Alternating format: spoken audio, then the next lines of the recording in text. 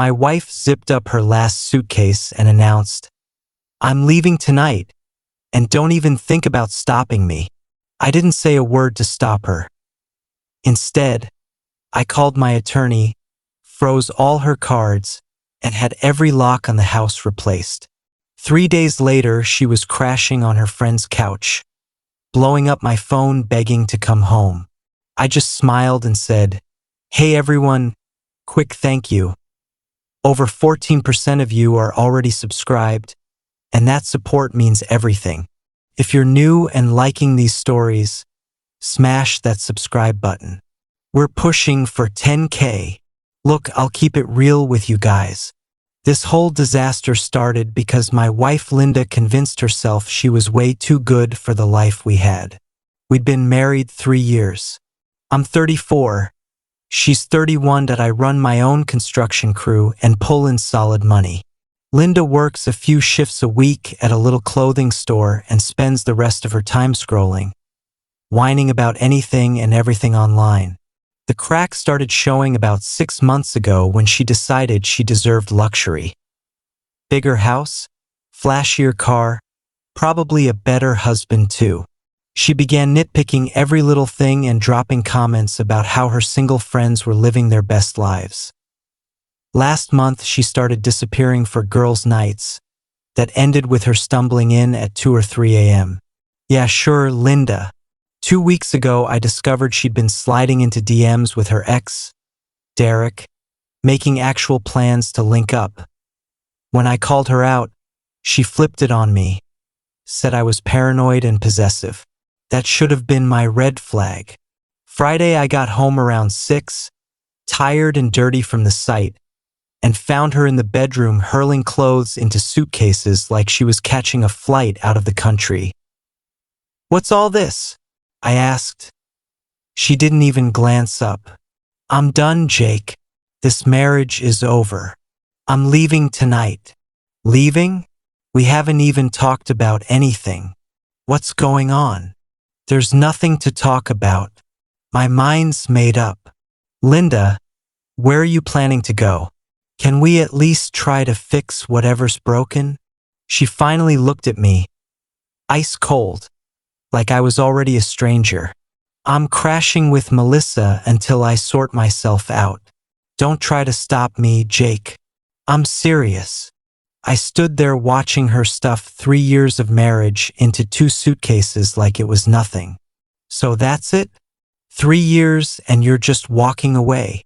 "I feel suffocated here," she said, "trapped in this suburban cage while my life slips away." She's 31, by the way. "If you're unhappy, we can go to counseling, we can." "I don't want counseling. I want freedom." She dragged the bags to the door. "I'm leaving tonight. Don't try to stop me." Here's where Linda completely miscalculated. She expected me to drop to my knees, beg, promise the moon, basically hand her all the power. Instead, I just shrugged and said, "Okay, go." She froze in the doorway, confused. "Okay, that's it. You said you're done.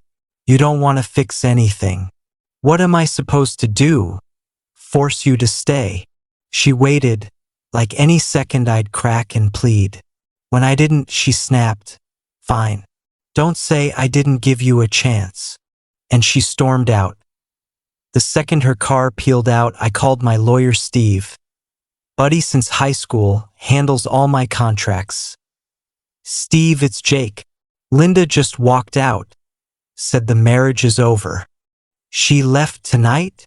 20 minutes ago. Bags packed, gone." "Okay, first, credit cards.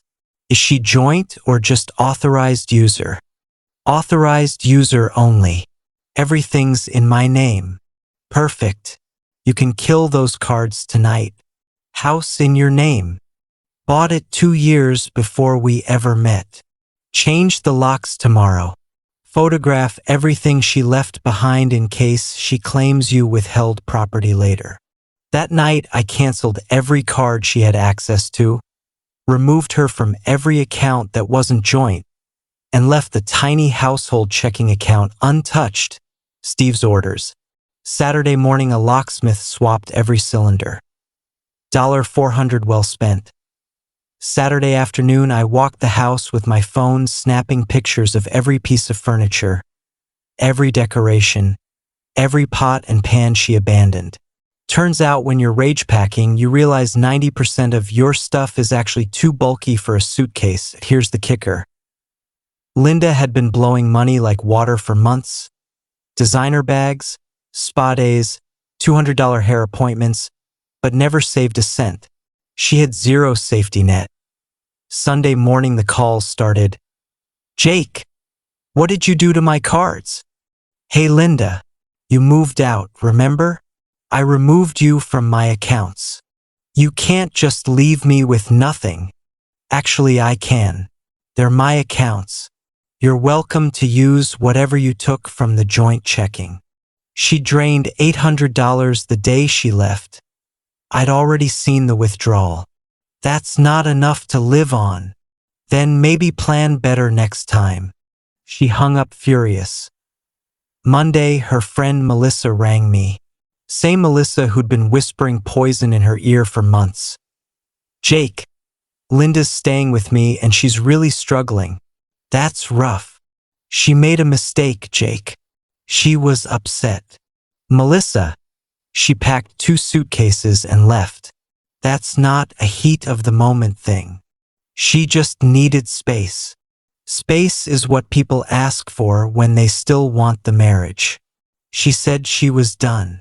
Dead silence. Then, can't you just talk to her? You told her she was too young to be tied down. Remember? Congratulations, she's untied. Leave me out of it. Tuesday, Linda herself. Jake, Melissa's couch is killing my back. I need to come home. That's no longer your home, Linda. You made that clear Friday night. I was stupid. Melissa filled my head with garbage. So it was all Melissa's idea? She kept saying I should see what else is out there while I'm still pretty. And you thought that was smart advice. Until the money ran out. Long pause. Jake, what do I have to do to fix us? Nothing. You wanted out. You're out.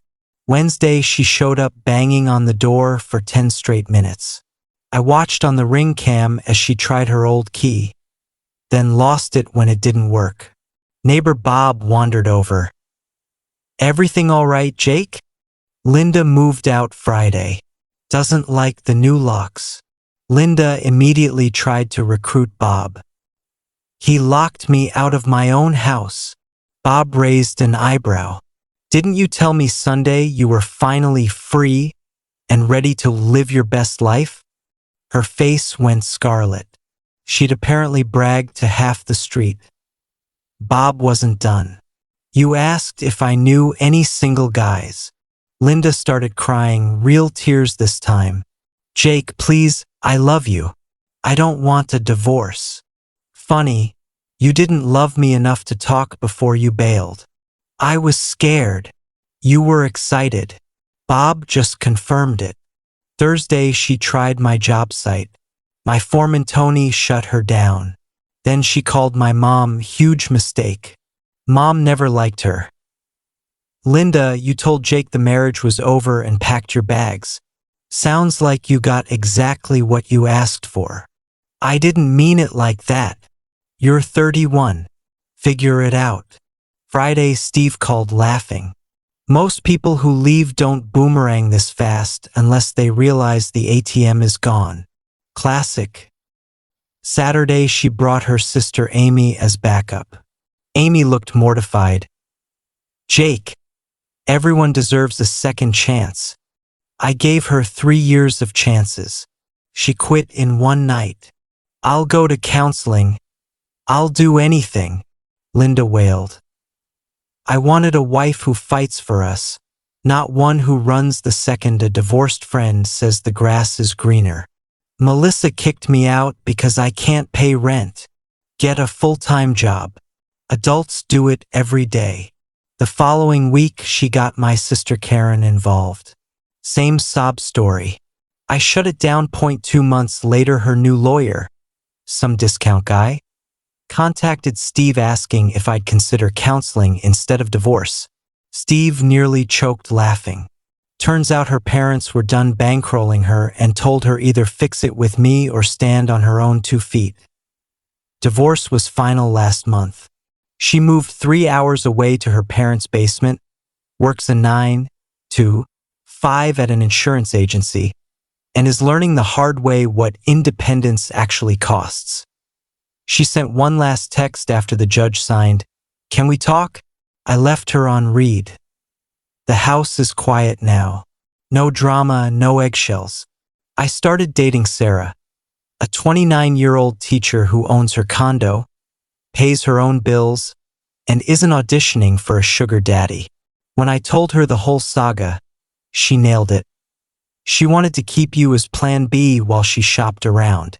When plan A never showed up, she ran back to the safety net. Only the net was gone. Exactly. Linda loves to say I didn't fight for the marriage. Wrong. I fought every single day by staying loyal, working hard, building something real. She surrendered the second someone told her there might be a better deal elsewhere. Turns out there wasn't. By the time she realized it, I'd already believed her the first time she showed me she was willing to walk away. Lesson of a lifetime. When someone shows you they're ready to leave, believe them. Open the door, wish them luck, and let them discover exactly how green the grass really is on the other side.